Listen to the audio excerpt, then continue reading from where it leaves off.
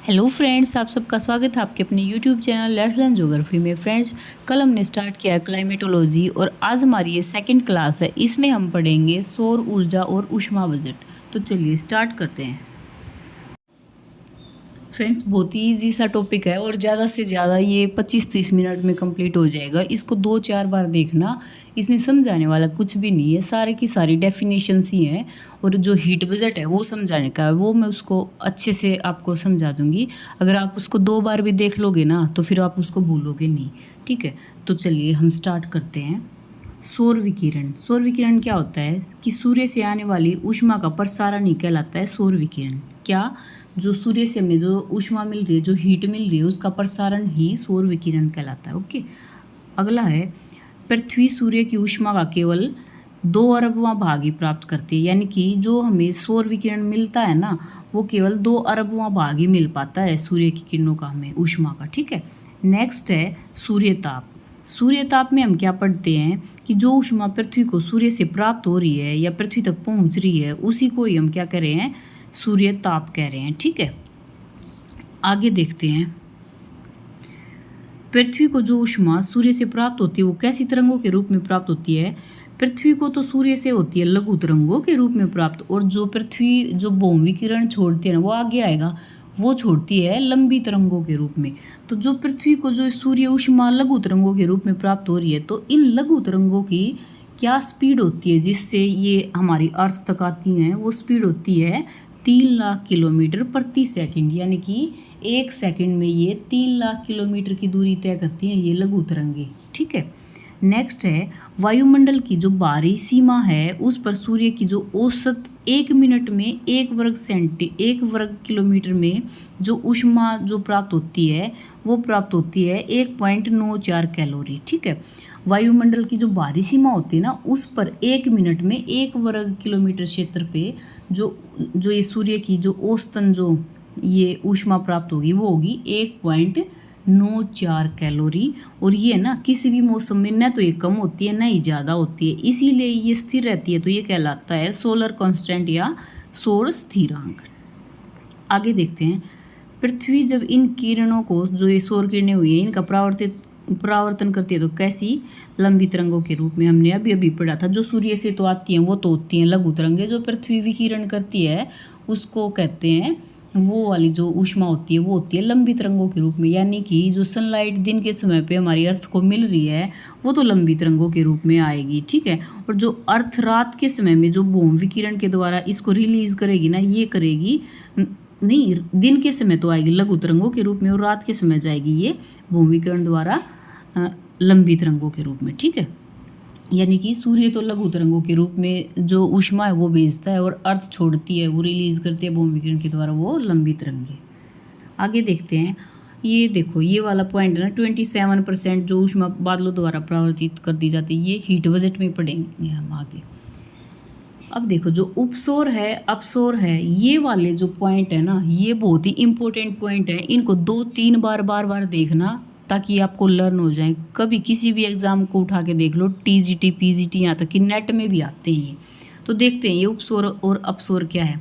उपसौर कब बनता है, कौन सी स्थिति होती है? जब है ना हमारी जो अर्थ होती है वो और सन होता है वो, इन दोनों के बीच में जो मिनिमम यानी कि कम से कम दूरी, जिस दिन जो हमारा सन और जो अर्थ है ये दोनों सबसे पास होते हैं ना, उस दिन ये स्थिति बनती है उपसौर की। और वो कितनी दूरी पर होते हैं? मिनिमम जो दूरी होती है वो होती है 14.70 करोड़ किलोमीटर। जनवरी में 3 जनवरी को होते हैं, यानी कि 3 जनवरी को जो हमारी अर्थ है वो और सन है वो 14.70 करोड़ किलोमीटर की दूरी पर होते हैं। ये उनकी कम से कम दूरी होती है, और यही दूरी जो है यही कहलाता है उपसौर। ठीक है, अपसौर है नेक्स्ट। ये बिल्कुल जो उपसौर था उसका उल्टा है। उपसौर होता है 4 जुलाई के दिन, और इसमें क्या होता है, सूर्य और जो हमारी जो अर्थ है वो मैक्सिमम दूर होते हैं एक दूसरे से। और कितना दूर होते हैं? ये होते हैं 15.21, यानी कि 15.21 करोड़ किलोमीटर। तो ये मैक्सिमम जो दूरी होती है सूर्य की और इसकी हमारी पृथ्वी की, यही कहलाती है अपसौर। ठीक है, मेरे को लगता है ये आपको समझ आ गया होगा। नेक्स्ट है जो हमारा सन है और अर्थ है, इसके बीच की जो औसत यानी कि एवरेज दूरी कितनी है, हमने मिनिमम पढ़ी है 14.70 करोड़ और जो मैक्सिमम पढ़ी है वो पढ़ी है 15.21 करोड़। तो अब इसकी औसत दूरी कितनी होगी, औसत दूरी एवरेज दूरी होगी 14.98 करोड़ किलोमीटर। ठीक है, आगे देखते हैं कि 3 जनवरी को और 4 जुलाई को क्या होता है कि 3 जनवरी की अपेक्षा जो 4 जुलाई का दिन होता है ना, उस दिन हमारी पृथ्वी को 7% ज़्यादा सूर्य ताप मिलता है। ठीक है, और देखो सूर्य ताप ज़्यादा कब मिलेगा, जब सूर्य की किरणें बिल्कुल सीधी आती हैं। और 21 जून को जो कर्क रेखा होती है ना, वहाँ पर ये सूर्य की किरणें बिल्कुल सीधी पड़ती हैं। ठीक है, हमने जो अब तक पढ़ा ना, ये एक एक पॉइंट ऐसे थे जो आपको याद होने चाहिए। ठीक है, आगे देखते हैं कि जो ये सूर्य ताप होता है, इसको जो भी कारक प्रभावित करते हैं वो कौन से कारक हैं, यानी कि जो सूर्य ताप है वो कैसे प्रभावित होगा। मान लो कोई ऐसी सिचुएशन आ जाए कि उसमें जो सनलाइट है वो हमारी अर्थ को कम मिले या सूर्य ताप कम मिले या फिर ज़्यादा मिले। ठीक है, तो अब देखते हैं हम ये किस किस से प्रभावित होता है। फर्स्ट है सूर्य की किरणों का झुकाव। मान लो जो सनलाइट है वो यहाँ पे सीधी पड़ रही है, जो ये वाला एरिया इस पे सीधी आ रही है, तो यहाँ पे जो टेम्परेचर है वो अधिक होगा। लेकिन ये इस तरह भी तो तिरछी भी तो जाएंगी ना, तो जो एरिया यहाँ पे आएगा ना जहाँ पे तिरछी किरणें पड़ रही है, वहाँ पे जो सूर्य ताप है वो कम मात्रा में प्राप्त होगा। ठीक है, ऐसे ही है वायुमंडल की मोटाई। वायुमंडल की मोटाई में क्या होता है कि देखो मान लो वायुमंडल है, ये हमारी अर्थ है, इसके ऊपर है वायुमंडल। जहाँ पे वायुमंडल की थिकनेस होगी, मोटाई अधिक होगी ना, वहाँ पे तो हमें सूर्य ताप कम मिलेगा क्योंकि ये ज़्यादा ही परावर्तन कर देगा। और जहाँ पे वायुमंडल की मोटाई कम होगी वहाँ पे हमें अधिक सूर्य ताप मिलेगा। देखो अगर जो वायुमंडल है वो उसकी मोटाई अधिक तो सूर्य ताप कम, और मोटाई कम तो सूर्य ताप अधिक, इस तरह से मिलेगा। ठीक है, नेक्स्ट है दिन की अवधि। जहाँ पे भी अगर मान लो दिन बड़ा है, जिस क्षेत्र में दिन बड़ा हो गया वहाँ पे क्या होगा, ज़्यादा देर तक सूर्य रहेगा। सूर्य ज़्यादा देर तक रहेगा तो सनलाइट भी अधिक मिलेगी, तो सूर्य ताप अधिक मिलेगा। ठीक है, जहाँ पे कम है वहाँ पे कम सनलाइट मिलेगी, यानी कि जहाँ पे अवधि छोटी होगी ना दिन की, वहाँ पे कम सनलाइट, दिन की अवधि बड़ी तो अधिक सनलाइट। अब है भूमि का ढाल। भूमि का ढाल का क्या मतलब है, मान लो जो ढाल भूमि का सन के सामने होता है ना, बिल्कुल वो सन के सामने वाला जो क्षेत्र होगा वहाँ पे तो सनलाइट अधिक तो सूर्य ताप अधिक, और जो ढाल विपरीत होगा वहाँ पे रात होती तो वहाँ पे सूर्य ताप नहीं मिल पाएगा। फिर है सौर कलंक की संख्या। सौर कलंक क्या होता है कि ये सूर्य में जो काले रंग के धब्बे से बनते रहते हैं, बनेंगे और बिगड़ेंगे। ठीक है, अगर मान लो काले रंग के धब्बे अधिक होंगे तो क्या होगा कि सनलाइट हमें कम ही तो प्राप्त होगी ना।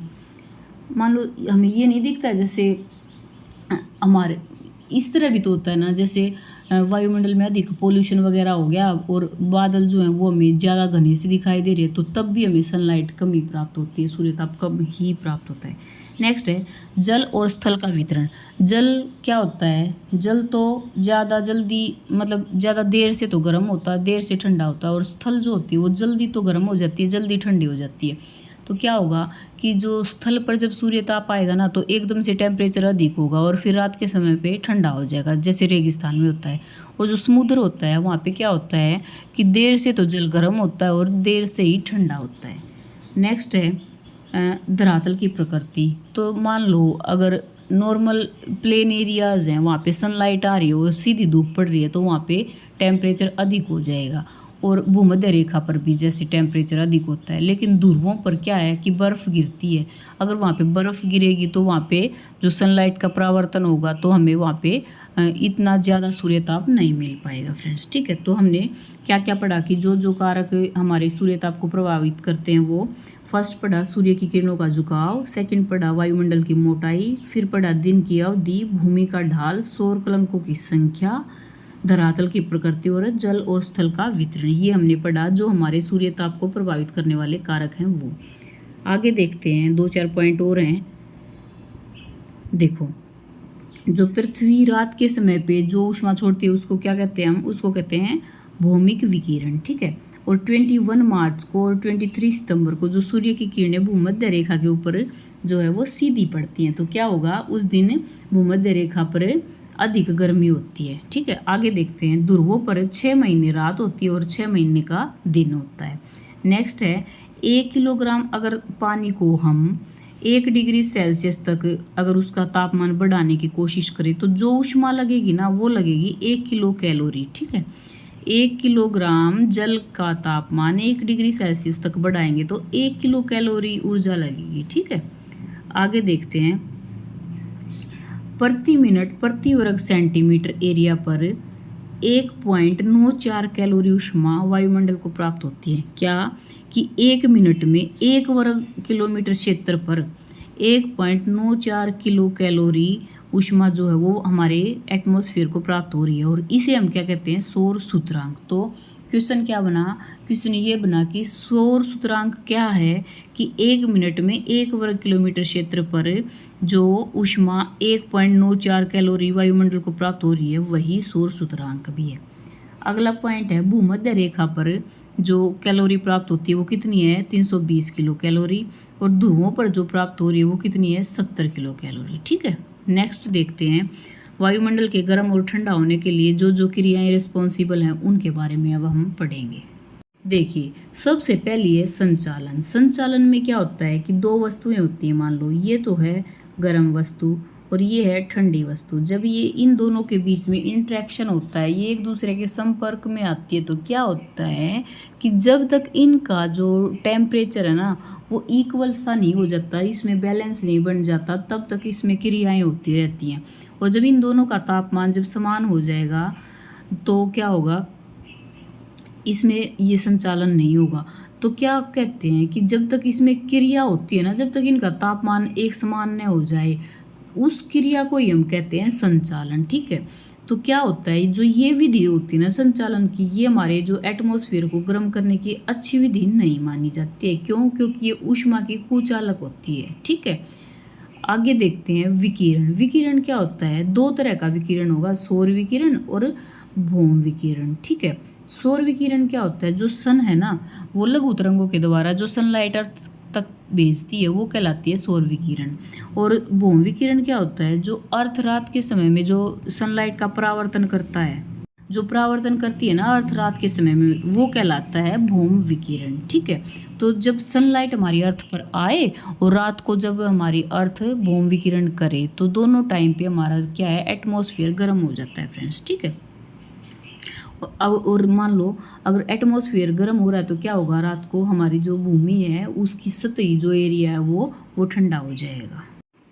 जब संवहन क्रिया, अगली संवहन क्रिया में क्या होता है कि जब हमारे वायुमंडल में जब जो सौर विकिरण आती है और जो भौम विकिरण होती है उस समय पे क्या होता है, तब भी हमारा जो वायुमंडल है वो गर्म होता है। और दूसरा है कि जब वायुमंडल विकिरण और संचालन के समय जो गर्म हो जाएगा ना, तो क्या होगा कि जो हमारी हवा होगी वहाँ की आसपास की वो भी गर्म होगी और वो गर्म होगी क्या होगी, ऊपर उठेगी। अगर गर्म हवा जो है वो ऊपर उठेगी तो क्या बनेगा, बादल बनेगा। बादल बनेगा तो धीरे धीरे वो नमी से भरेगा और वर्षा करेगा। ठीक है, यही जो पूरी की पूरी प्रक्रिया है ना वो कहलाती है संवहन क्रिया। और इससे हमारा जो वायुमंडल है ना वो बहुत ज़्यादा गर्म हो जाता है। ठीक है, क्यों? क्योंकि जो गर्म हवा है वो ऊपर जा रही है तो वायुमंडल को गर्म ही कर रही है। नेक्स्ट है संपीड़न। संपीड़न में हम क्या पढ़ते हैं कि जो वायुमंडल की जो निचली परत है उसके ऊपर प्रेशर आता है, ऊपर की जो वायु है उसका, अगर उसका प्रेशर आएगा तो नीचे वाली जो हवा वो गर्म होएगी, गर्म होके विरल और हल्की होके वो ऊपर उठेगी। ऊपर उठेगी तो क्या करेगी, हमारे वायुमंडल को गर्म करेगी। नेक्स्ट है संपीड़न। हाँ, संपीड़न तो हमने अभी भी पढ़ा है कि जो ऊपर की वायु है वो नीचे की वायु को दबाएगी और नीचे वाली गर्म होकर ऊपर जाएगी और ऊपर के वायुमंडल को गर्म करेगी, ये था संपीड़न। फिर है गुप्त ऊष्मा। गुप्त ऊष्मा में क्या होता है कि जब वाष्पीकरण होता है ना तो उस टाइम पे भी टेम्परेचर तो यूज़ हो ही रहा है, टेम्परेचर अधिक है तभी तो वाष्पीकरण हो रहा है, लेकिन हमें वो दिखाई नहीं दे रहा कि वो टेम्परेचर खर्च हो रहा है, तो वो नहीं दिखाई देना ही गुप्त ऊष्मा है। ठीक है, और वो वही जो गुप्त ऊष्मा है वो हमारे वायुमंडल को भी गर्म कर देती है। ठीक है ना।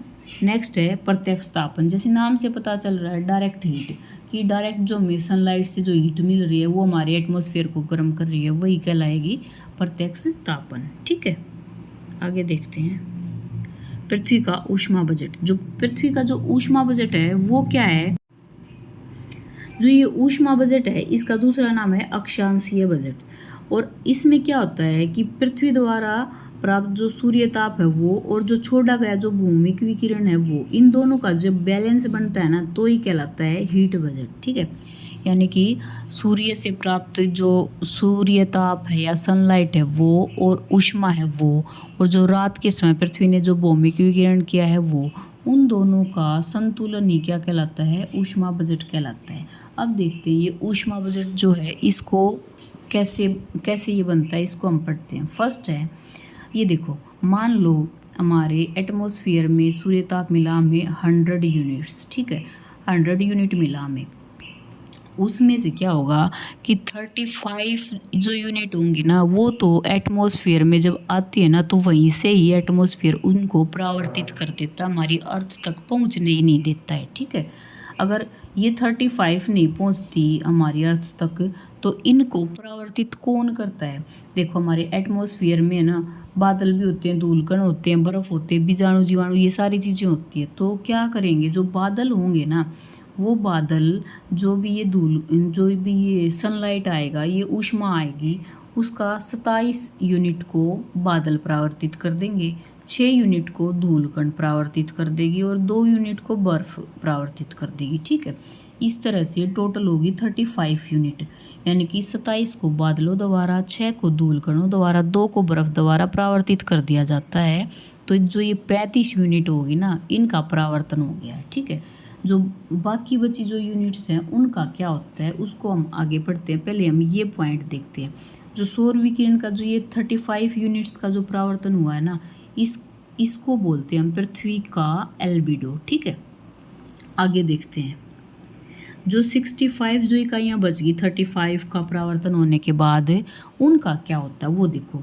65 यूनिट्स में से जो 14 यूनिट्स होती है ना उनको तो CO2 जो गैस है वो वायुमंडल में ही अवशोषित कर लेती है, यानी कि CO2 गैस 14 को अवशोषित कर लेती है। बट टोटल कितनी होगी, 35 + 14 ये होगी 49। ठीक है, 49 होगी। 49 जो यूनिट्स थी उनका अवशोषण और परावर्तन हो चुका है अर्थ पर आने से पहले ही। ठीक है ना, तो हमारी अर्थ पर कितनी पहुंची, अर्थ पर पहुंची 51। 51 जो हैं उनका अर्थ क्या करती है, अर्थ पर जो 51 आएगी उनका अर्थ करेगी भौम विकिरण। तो वो कैसे कैसे करेगी वो देखते हैं हम, कि जो ये 51 यूनिट्स अर्थ पर आई उनमें से 17 को तो अर्थ स्पेस में लौटा देगी। ठीक है, 17 तो लौट गई स्पेस में, और जो शेष बची ना 34 उनका क्या करेगी, 6 इकाइयाँ जो है उनको वायुमंडल में, 9 इकाइयाँ यूज हो जाएंगी संवहन क्रिया में, और बाकी बची 19 जो हैं वो गुप्त ऊष्मा के रूप में यूज हो जाएंगी। ये जो पूरा का पूरा बनाना बैलेंस, इसी को ही बोलते हैं हीट बजट। ठीक है, क्या हुआ कि जो हमारी टोटल थी जो 35 थी, ये 35 जो इकाइयाँ थी ये परावर्तित कर दी गई थी, 27 तो बादलों द्वारा, 6 धूलकणों द्वारा, 2 बर्फ़ के द्वारा, और ये था पृथ्वी का एल्बिडो। फिर बची जो 65 उसमें से जो 14 इकाइयाँ थी वो CO2 गैस ने अवशोषित कर ली। फिर टोटल बची हमारे पास 51, वो 51 पहुँच पाई थी, जो हीट थी वो 51 जो इकाइयाँ थी वो पहुँच पाई हमारी अर्थ पे।